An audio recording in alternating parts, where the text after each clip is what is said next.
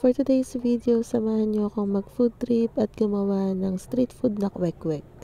Syempre, una sa lahat, papakuluan muna natin yung mga quail eggs. At habang pinapakuluan natin yung quail eggs, i-ready na natin yung butter mixture. Sa isang bowl, naglagay ako ng 2 cups of flour at 1 cup ng cornstarch. Then, add lang tayo ng paminta and salt. Then, nilagyan ko muna ng 1 cup of water. Then, tinansya ko muna yung lapot niya bago ako ulit naglagay ng 1 cup of water. Then, pagkatapos nun, hinalo ko lang hanggang malusaw yung flour and cornstarch. Nung okay na, doon na ako naglagay ng food color. Tapos, minix ko lang din hanggang mag-well combine sila ng butter.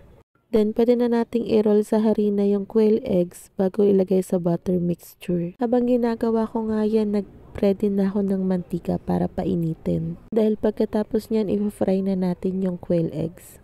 Napaluto nga ako netong kwek-kwek dahil lagi kaming nabibitin ng asawa ko pag kumakain kami ng street food sa labas.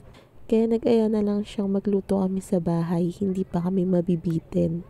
Dahil 100 pieces nga yung quail eggs. Bumili rin ako ng kikiam kasi marami rin naman kaming kakain. Nagluto rin ako ng sausawan. Then after nyan, tikiman time na. Thank you for watching.